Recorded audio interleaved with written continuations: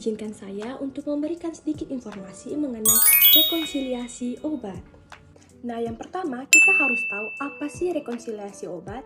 Rekonsiliasi obat merupakan proses untuk mendapatkan dan memelihara daftar semua obat resep maupun non-resep yang sedang pasien gunakan secara akurat dan rinci, termasuk dosis dan frekuensi sebelum masuk rumah sakit atau membandingkannya dengan resep atau instruksi pengobatan ketika admisi maupun masuk, transfer atau pindah ruangan, dan discharge ataupun pulang. Untuk mengidentifikasi adanya diskrepansi ataupun ketidaksesuaian dan mencatat perubahan terapi pengobatan, sehingga mendapatkan atau menghasilkan daftar yang lengkap dan akurat. Nah, rekonsiliasi obat dilakukan untuk mencegah kesalahan pengobatan ataupun yang biasa kita sebut dengan medication error, terutama saat terjadinya perpindahan layanan pasien.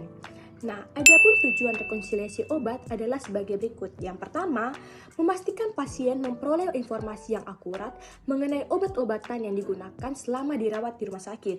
Yang kedua, mengidentifikasi ketidaksesuaian instruksi dokter terkait pengobatan yang tidak terdokumentasi.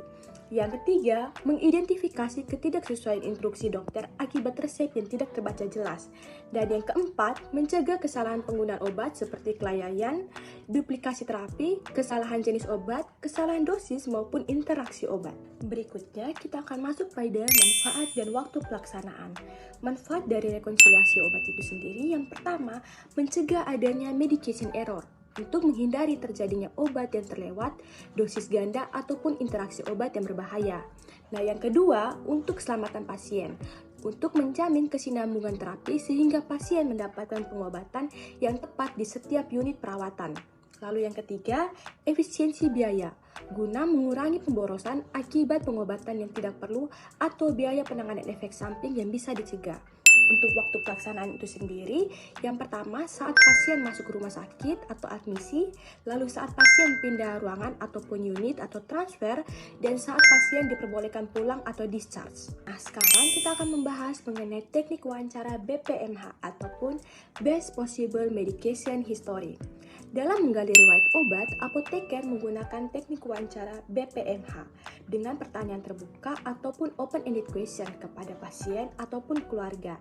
Hal ini dilakukan untuk menggali data resep obat, obat bebas, serta produk herbal ataupun jamu yang dibawa dari rumah. Dengan contoh pertanyaan seperti yang pertama, obat apa saja yang rutin bapak atau ibu minum di rumah, mau baik dari dokter maupun dibeli sendiri? Lalu yang kedua, apakah bapak atau ibu juga mengonsumsi jamu suplemen ataupun obat tradisional lainnya? Dan yang ketiga, bisa dijelaskan cara bapak atau ibu meminum obat tersebut? Selanjutnya, kita akan membahas mengenai analisis diskrepansi.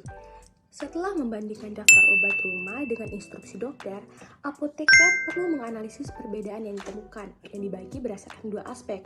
Yang pertama, intensional ataupun disengaja, dengan perubahan terapi yang diputuskan secara sadar oleh dokter karena kondisi klinis pasien.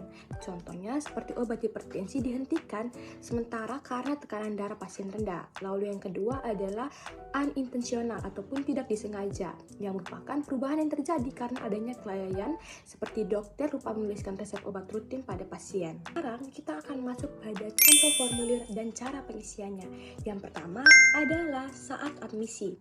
Nah, di sini kita bisa lihat formulir diisi dengan mencentang penggunaan obat sebelum admisi. Lalu, dengan menuliskan nama obat, dosis, frekuensi, dan cara pemberian, serta DPJP dengan mencetak tindak lanjut terapi, seperti lanjut, berubah, maupun stop. Kemudian diakhiri dengan tanggal, nama apoteker, dan tanda tangan, misalnya seperti amlodipin 5 gram 1 kali sehari oral dan lanjut aturan. Lalu yang berikutnya metformin 500 mg 3 kali sehari dengan cara pemberian oral lanjut aturan. Untuk perubahan aturannya itu menjadi 2 kali sehari. Lalu misalnya dengan simvastatin 20 mg dengan frekuensi 1 kali untuk malam. Lalu contoh pemberiannya itu oral dengan tindak lanjutnya itu di stop. Lalu perubahan aturannya itu risiko interaksi. Lalu yang berikutnya ada paracetamol 500 mg dengan frekuensi bila perlu saja dengan cara pemberian oral dan tindak lanjutnya itu lanjut aturan. serta perubahan aturannya itu tidak ada. Itu merupakan contoh dari formulir atau pengisian saat admisi. Kedua, saat transfer, di mana dengan formulir yang hampir sama, nah formulir ini diisi dengan menuliskan obat yang sedang digunakan pasien saat pindah ruangan ataupun unit pelayanan, meliputi nama, dosis, frekuensi, dan cara pemberian. Selanjutnya, DPJP mencentang tindak lanjut terapi, lanjut aturan lama, berubah ataupun stop, serta menuliskan perubahan aturan pakai bila ada. Terakhir diisi dengan tanggal, jam, nama apoteker, dan tanda tangan.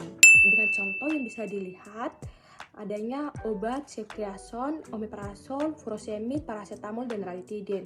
Lalu bisa dilihat dosis, frekuensi, cara pemberian, dan tindak lanjut. Ada lanjut aturan, lalu ada juga pun stop pada ranitidin. Dengan perubahan aturannya itu, ada yang menjadi oral pada omeprazol, lalu furosemid turun menjadi dosis 10 mg, dan ranitidin terapinya diganti. Formulir yang ketiga adalah saat discharge.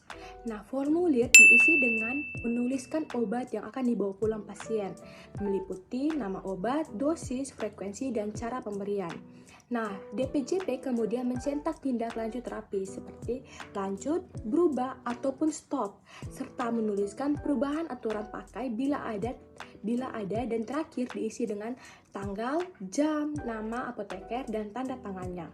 Nah, dengan contohnya seperti obat amlodipin, metformin, omeprazol, paracetamol, dan cefixim dengan dosis yang tertera, frekuensi, dan cara pemberiannya.